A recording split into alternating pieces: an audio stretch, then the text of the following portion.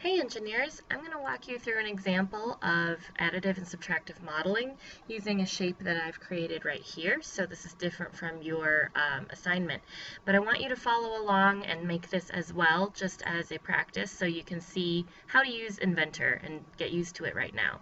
So I'll put this aside for a second and look at Autodesk Inventor. To open this, you need to open your Start menu, which I think you can only see a part of. And it should be a few down from the top. It's this orange one that says Autodesk Inventor. So just go ahead and click on that. And it might take a minute to load because it's a pretty complicated software. It needs a lot of things to operate for it to work. Once you get here, we're going to start a new part. So you can either click on New here, there's the New button up here, and then if you click on the menu down here, there's lots of options, and usually your recent things come up on the right, which is nice. But anyway, I'm just going to click on New, and you can make parts, assemblies, drawings, and presentations. So we want a part, so click on this. And keep in mind, always you can pause, rewind if you need to go back. I'm going to go very quickly in this video, so I just want to not take up too much time doing this. Whoops, wrong window. Okay, now we have this open blank project. And what we should do to create a 3D object is we should always be starting with what 2D face, what profile can we draw first. So my personal preference is to always start with the front view. So if you recall, which one's the front view? It should be this one over here. So on this left side, sorry that window keeps coming up, but anyway, my height, if I look at these dimensions carefully, it's going to be the up and down, so the 0.5 over here dimension, and then my width of my 2D profile, if I'm just looking at a face of one of the sides of this shape, would be 1 down here. So in order to make that shape, I need to plan out what I'm going to do. Do I want to make this additive or do I want to make it subtractive? And I think I'm going to show you a couple ways. I'll show you a really inefficient way at first, and then I'll show you another way that's better. So I'll start with a subtractive way, because this looks like one big block of material with this chunk taken out. So I can make this big block that's 0.5 high and 1 wide, and then I will extrude it, meaning push it out this way, 1 inch. Do you see that? It's a 1 inch block by 0.5, and then it has a 1 inch depth. So my front view, if you start with creating a 2D sketch, you can click on this button up here. If for some reason you see create 3D sketch, sometimes that button gets up there. That's what this arrow says. There's more than one option. You don't want 3D sketch. We want a 2D sketch. So the shortcut, instead of clicking the arrow, is to click the top half of the box. And that'll just give me my coordinate planes. So you can see down here, X and Y are this way. And if you look, I'm going to highlight this red one is the XY plane. So it's parallel to that plane that would go between the X and Y, or include both those axes. And then the Z plane comes out to the left, meaning it's this axis that goes down and to the left. But these, you're going to select one. The little message here says select plane to create sketch. So I want the XY plane. I want this one that faces down to the left. And that's exactly the same as this that faces down and to the left. So I want a 0.5 high rectangle with a 1 wide rectangle, or I mean with that side as a width. Now I just dragged this over because I like to start at the origin, so I clicked straight down on my scroll wheel and pushed and dragged it down to the left. That's what I did just there. And you can make a rectangle really easily just by clicking rectangle. So if you hover over any of these buttons, Inventor gives you like a little instruction on how to use it. It says you're going to create 2 points for the diagonal corners. So I like to start at the origin. So when you hover over the origin, see that my cursor, that little dot turns green? That's what I want. So that means I'm exactly on the origin. Autodesk is really specific. If you don't click right there, see the XY coordinates that show up to the bottom right? I'm not on the origin, so the green means I'm on it. So click once, just a left click, normal click. And as I move my mouse around, see I can make different size rectangles. And that 0.884 that you see highlighted above me right now, I can actually type in some numbers. Because it's highlighted, that means I can edit it. And I'd rather type them in than try to make it all the way to like exactly 1. I mean, you could, but I find it easier just to press 1.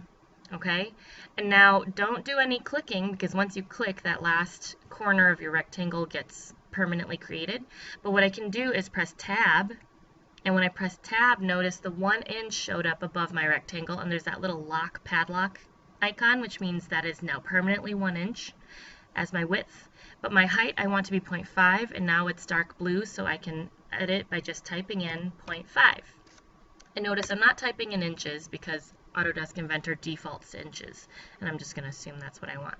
Perfect, so I have my rectangle, and now to get out of this, I don't want to sketch anymore. I'm done with my 2D profile. I've drawn what I need to do to extend out to make a block. So now I'm going to finish my sketch. So this is where a lot of people get stuck sometimes, because if you forget to finish your sketch, you can't do the 3D part of it. So I have to click on this top right button. When you look in your top right and you see that there, that means you probably need to finish your sketch if you can't get to whatever menu you're trying to get to. So now I should be in this 3D model tab. Sometimes it gets off, but you can always check up here. 3D model. I want to extrude. All right, we're going to use all these other ones later, but extrude means I'm going to push it out and make it 3D. So when I click on it, notice it automatically gives me a preview of what my block will look like, and it automatically gave me 1 inch as my depth.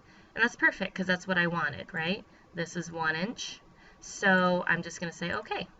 And it's now created this gray box. Woohoo! So now the next step was I wanted to cut out this piece here. And you can see that when I look at this, that is going to come out of this side.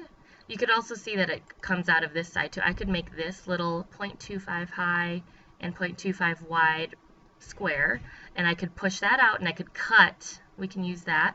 Or I could look at this face and it would be 0.25 high, but now it's this width. So I have two options here.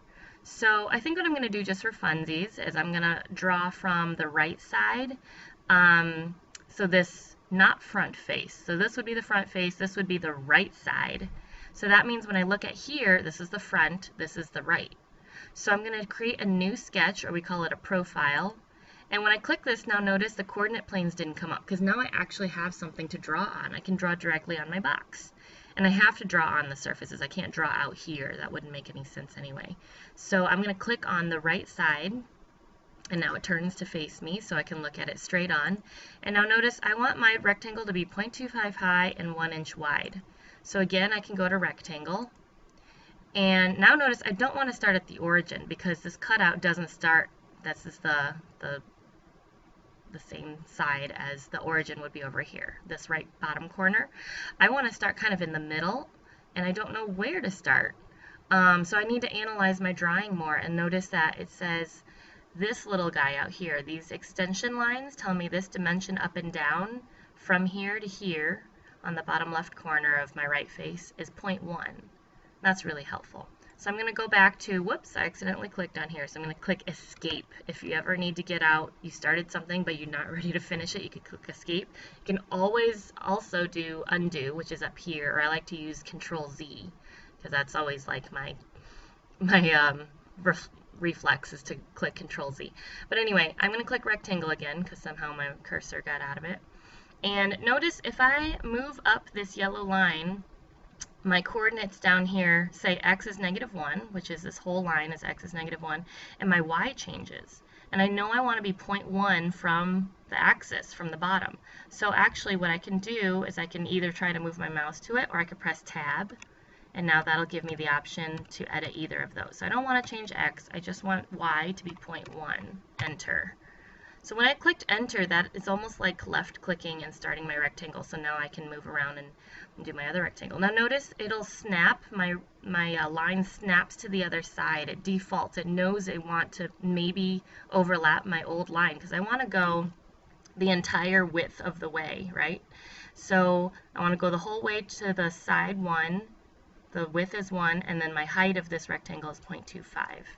So when I go over here, notice I'm going to use tab, or I'm going to snap over to the right because my width is 1, and I can press tab so I can highlight that height of my rectangle, and I'm going to press 2.25.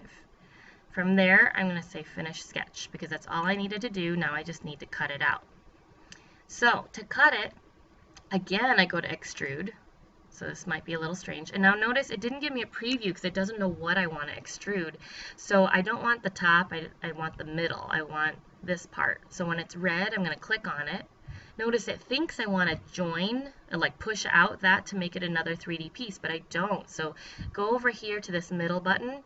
This first one, it's supposed to say join. I don't know why it's not coming up. If I hover over this one, it's also supposed to say something, but anyway, it should be cut. You can see the picture looks like this is adding on a blue piece. This is taking away a piece from the blue. So when I click that, now it shows me the preview is cutting. That's perfect. Except I don't want it to be 1 inch all the way down that way. I only want to go this way. If I look at these extension lines, 0.25 of an inch. So I'm going to change this. And notice this little menu pops up down here. I don't know why there's 2 of them, but you can write 0.25 there or in here. And I'm going to press enter, and then that just cut out that little section. If you want to grab your view cube, you can kind of turn it around and look at what does it look like from other angles. I like to click on the corners of the view cube usually and just kind of look at, oh, here's the edge, what does it look like from there? And if you ever get out of sorts, like you get upside down or something, you're like, oh my gosh, how do I get it back? You can always, oops, there's our alarm. You can always click on the home button. All right, so I'll do another video to show you another way later.